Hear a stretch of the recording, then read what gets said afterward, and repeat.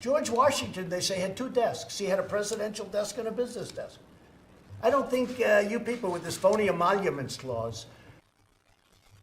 So that's Donald Trump calling the emoluments clause, or essentially the Constitution, phony.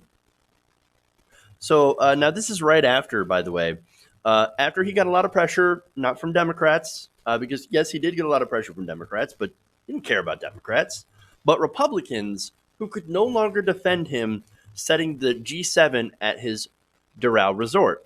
So he pulled back on that after first announcing or going out and having Mick Mulvaney announce in his disastrous press conference that they will be hosting the G7 at Trump's Miami resort. And so that didn't happen. He had to pull back. So now the question is, why didn't Republicans defend it? Right? I mean, it's a pretty good reason. The Constitution says that you cannot have foreign emoluments. In fact, here's what it says. Quote, no title of nobility should be granted by the United States, and no person holding any office of profit or trust under them shall, without the consent of Congress, accept any of any present, emolument, office, or title of any kind whatever from any king, prince, or foreign state. That's fairly clear, right? Holding the G7 at his own resort would have actually gotten him some money. It would have helped him out. No, I promise, I'm doing it for free. Well, we don't know that because you won't actually release any sort of disclosure forms. There's zero transparency here. And so, no, we can't exactly trust for him to not make a profit off this. And even if he gave away any profit, there would still be things like management fees set up for that resort. So it gets a little complicated, but trust me, Donald Trump will usually find a way to profit.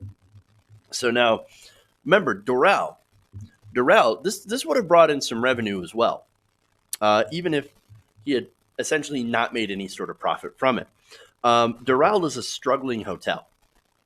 Now, we know from financial disclosures, the ones that were actually released, I believe he stopped releasing them back in 2014, though I'm not entirely 100% sure on the year. But he stopped releasing them because those financial disclosures for Doral were awful. It was losing money. It was a struggling resort, and has had issues with bed bugs. Not only that, but of course, when you plan to have the G7 summit, it would be in June. It's incredibly hot. It's incredibly humid. That's why there are a lot of vacancies around that time. And so, there are good reasons to not stay at the Doral Resort, other than, of course, violating foreign emoluments. And again, when you have all these dignitaries from foreign countries, again, this is the G7. This is a group of 7 world leaders coming in to stay at this Doral Resort, as well as their attendants, their entourage. Well, look, I think it's fairly obvious why, at least when it comes to the emoluments, why he could not host the G7 summit there. But now I want to give you more of this rant because it is fantastic. So let's take a look. It's in the best location. I'm very good at real estate, very, very good. Much better than you even understand. When you see my financials, which I'll give at the right time, you'll say, man, he was much better than we even thought. This guy knows right here, Mnuchin, because he was in the private sector. He knows very much what I have. He would tell you. Someday maybe he'll tell you. But I'm very good at real estate. It would have been great. But the Democrats went crazy. Even though I would have done it free, saved the country a lot of money. Then they say, oh, but you'll get promotion. Who cares? You don't think I get enough promotion? I get more promotion than any human being that's ever lived. I think I get. I think I would have that. I think I can say that fairly safely. I think I get more promotion than any human being that's ever lived. Other presidents, if you look, other presidents were wealthy. Not huge wealth. George Washington was actually considered a very, very rich man at the time. But they ran their businesses. George Washington, they say, had 2 desks. He had a presidential desk and a business desk. I don't think you people with this phony emoluments clause. All right, so look, those are just some highlights. Again, this went on for about 20 minutes. Jesus. So now it's kind of funny how obsessed he is with making money. It's essentially his only driving force, right? So, and the reason that I point this out is because he seems very knowledgeable on how much money the president's made. For example, George Washington, right? He knows everything about that, but not about literal history. You know, that's because the only thing he's ever been interested in is money. Looks, it appears that George Washington was like super rich. Wow, I love that. Well, okay, look, George Washington, landowner.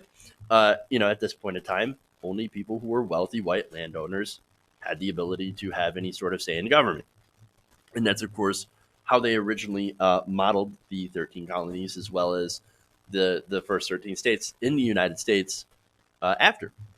And so, of course, that eventually changed. And people who weren't just white, wealthy landowners were able to actually be part of the political process. And so, look, Washington grew hemp. Okay. Hey, if you want to go back to that'd be fantastic.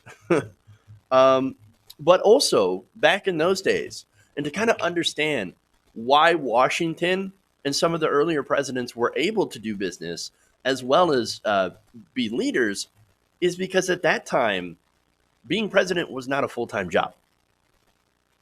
So you would go in, lawmakers would meet probably several times a year, or depending on whether an emergency had come up, they would leave their current job and they would go serve as their senator or their representative or a cabinet member or whatever, based on what the country actually needs. So this is kind of how it first started out. And so, yeah, it made sense that you would own a business, go back to that business after you were done legislating, and then, that's how this would work. It doesn't work anymore, right? They don't just go back to the farm after they pass a bill. And it's actually good that it doesn't work that way anymore, because the reason that we have the emoluments clause is because that there are certain businesses that would be impacted by, for example, foreign investment or other rules on corruption that would prevent you from making rules and passing laws that would benefit yourself. Okay, so now I also love how he says, well, I'm very good at real estate. No, you're not. Complete and total lie. Again, the thing that Donald Trump does is that he happens to license out his name, right? And the reason that people like to license out his name is because he's very good at marketing. He's very good at bragging. In fact, he's doing it right here. Dude, you would have been the best G7 ever. You'd see it if you ever saw my financials, which I will not give you, maybe, but you probably not. But Mnuchin knows that he's good at finance. I get more promotion than any human being that has ever lived. No, it's ridiculous. Absolutely ridiculous. But, I mean, he is good at talking about himself. So now, this went on, going from topic to topic, again, for 20 minutes. Jesus Christ. Now, and this whole thing, of course, was supposed to be about Syria. And look, some of it was. They did have a small discussion on Syria, and that's also problematic. But here's the thing. During this meeting, he couldn't help himself. He had to go after Obama for the Netflix special, which, by the way, Obama's no longer president, so he's actually able to do business deals and actually make money and own a business, because guess what? You're not president. When you're president, you should divest from your businesses. That's it.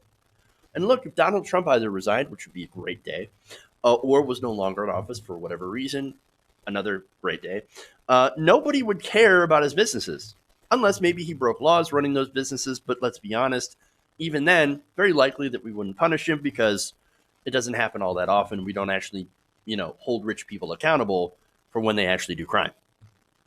But again, Trump doesn't care, because all he wants to do is make money. So that's the thing.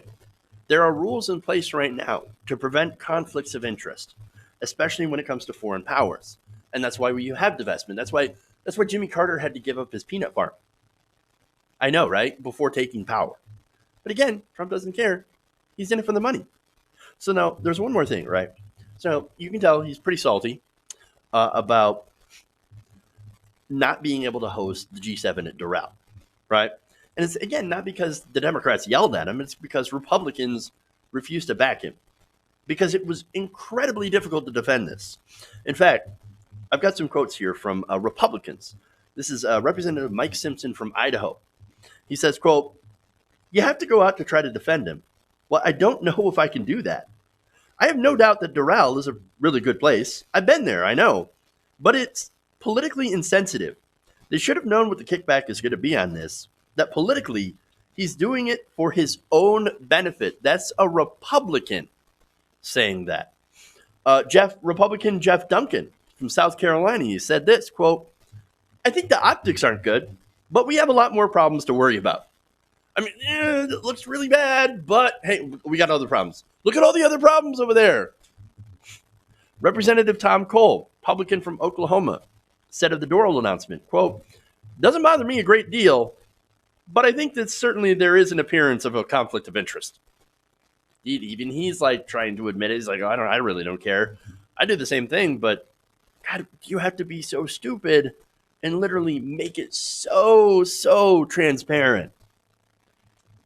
Now, Representative Tom Reed, who is a longtime Trump ally, by the way, he says, quote, "This is a legitimate criticism. The profit issue, that clearly has to be transparent. I would encourage those at the White House to look at the optics and appearance of this. Even the appearance of impropriety is something we need to take into consideration. I have concerns about this." So here are a bunch of Republicans saying, don't do this, don't do this. And of course, these are the people that Trump listens to because Trump has to rely on their help with impeachment. So that's the dilemma, right?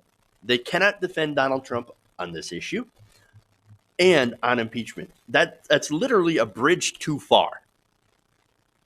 There is a limit for Republican congressmen. Now, and that's important because they read polls, right? Now, there's a poll out there where 50% of Americans now support the impeachment and removal of the president. 43% do not support that. That is the highest ever for impeachment. I mean, these are terrible numbers. And so at the same time, though, Republicans are caught in a kind of a hard situation because you have Republican voters that say that all this is fake news, that it's all a witch hunt. They're basically parroting Donald Trump's talking points. And so they're in Trump's corner. So you have an untenable position here. And so Donald Trump finally listens to his Republican allies and says, okay, I'm going to walk it back. We're not going to do it at Doral. But it would have been the best G7 ever. He's obviously very salty about it, right? So ironically, this is what Lindsey Graham was warning about years before he kissed Donald Trump's ring. He said, quote, "If we nominate Trump, we will get destroyed, and we will deserve it." Now, look, it's playing out much differently than I think he originally meant it, than he intended. But when you look at the party, it's exactly what's happening. The Republicans continue to descend into pro-Trump madness simply because of the base. And the congressmen who are normally like, yeah, well, here's what we do. We basically dupe our base so that we can continue to get tax cuts and deregulation for ourselves. So we can make sure to take all the money. Well, now the base is whipped up into such a frenzy that they can't even really do that anymore. It's gotten to a point of where it's like, if you try to even go against the base, even if you're doing things, they want you to do things that are completely destructive to your money-making schemes, and ally with somebody who's literally going to try to crash the United States. I mean, what can you do? You're going to lose your base of support. You're going to lose your elections. You're going to lose your power. And so that's disaster. And there's literally for them no way out. And I would feel bad for them if they didn't get themselves into this situation in the first place. Hey guys, hopefully you enjoyed that free video. Now I'm going to have to ask you a favor. Between the demonetization and YouTube algorithm, messing around with view counts, etc. We're having a hard time adjusting to the new YouTube reality, which is where you guys come in. See, we have a Patreon, patreon.com/TYTNation, set up to help us rely on you guys, the viewers, instead of big corporate ads. Look, you know the show. You know I'm not in favor of big corporations anyway. So help us transition away from relying on the ad model to pay the bills and sign up to be a patron, patreon.com/TYTNation. That goes a long way to help us keep the lights on. And you guys will know that you're supporting independent progressive media.